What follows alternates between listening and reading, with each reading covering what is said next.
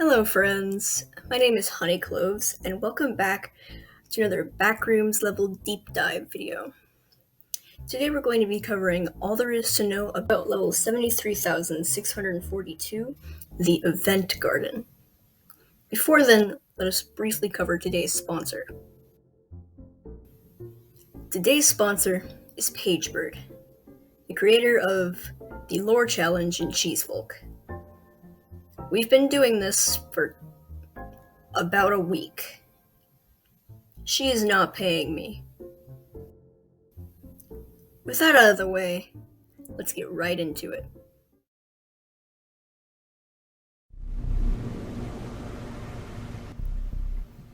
Level 73,642, also known as the Event Garden, is labeled as Class 2 under Survivability class, meaning it is unsafe, stable, and has a low entity count.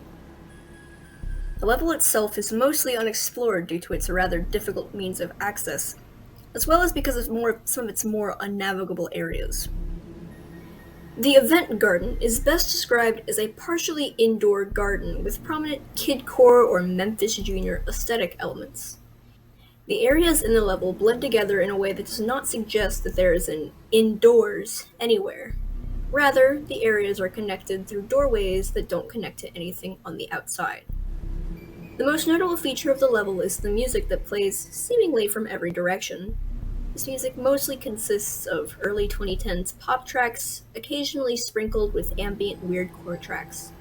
In either case, the music is slowed down just slightly, and is sometimes distorted. The lyrics of these songs, if they have lyrics, are often muffled and incoherent, just tangible enough to invoke a sense of nostalgia or anemoia in the listener, as if they'd once known the lyrics long ago. It also sometimes rains confetti in the outdoors areas. The level consists of several areas, though only 3 are substantially documented.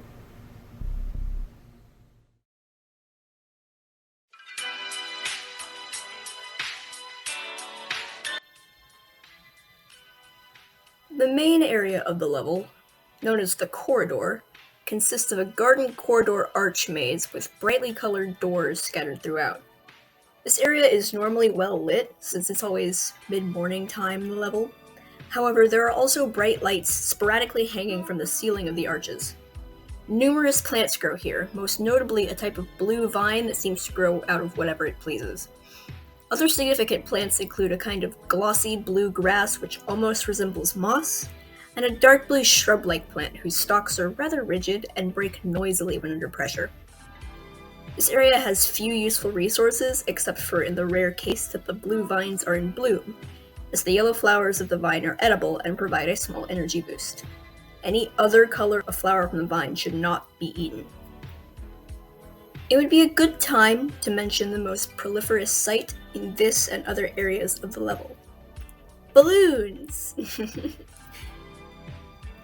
Contrary to what you may be thinking, the balloons are not simple decorations. They are entities themselves and should be treated with respect, as they are capable of feeling, hearing, seeing, everything that you do to them, just not moving or expressing it.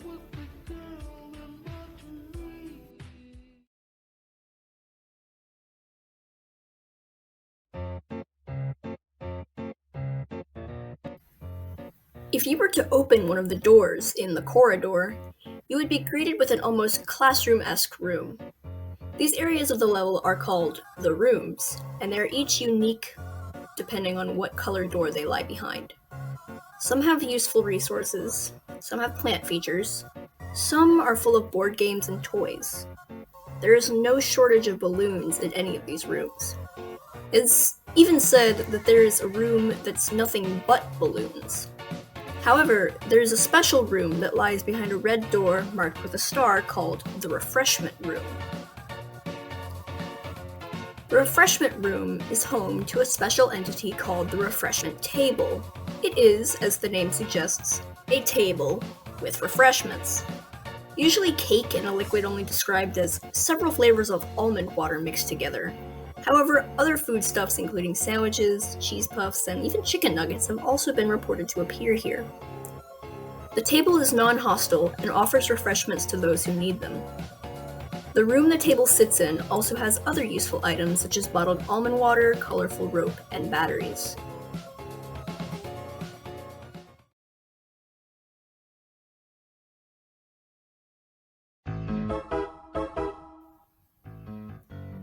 The final of the documented areas of this level is simply called the Gardens. It is accessible through exits that appear sporadically in the corridor. This area is expansive with seemingly no end. The sky here is a soft cyan and gets darker towards the zenith. Cool morning light seems to shine from near the horizon line, with no source in the form of a sun or other light-emitting object. The gardens are full of plant life and large shrubs. There are often balloons floating in the sky here, and occasionally it will rain confetti. Though most of the plant features here are the same, there are a few shrub statues and other attractions scattered sparsely throughout the landscape. Sometimes the shrubs will have fruit on them. It is not entirely known if this fruit has negative effects, but it has not been shown thus far to cause any harm. Consume at your own risk.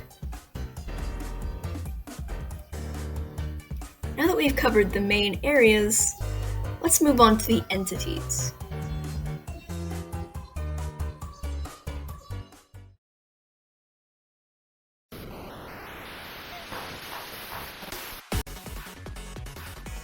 I've already briefly covered balloons. They're almost exactly what you're thinking. Round, bouncy, floaty, colorful balloons.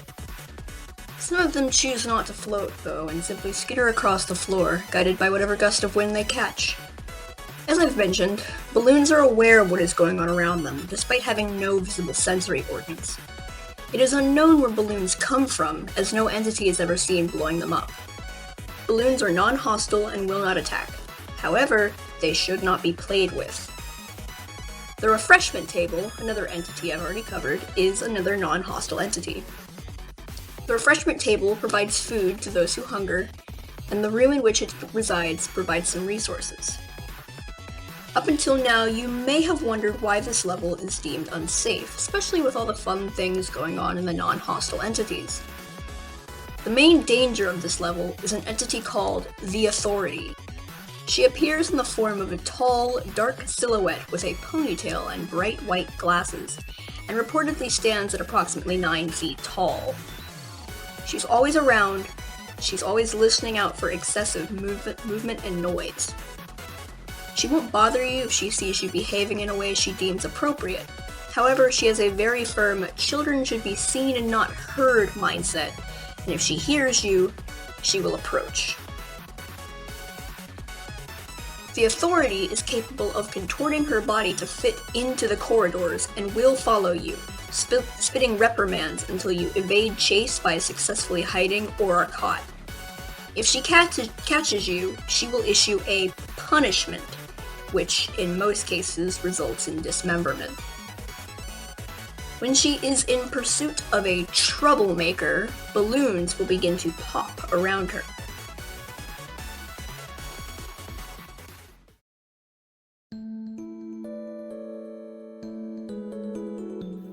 I believe that is all for this video today.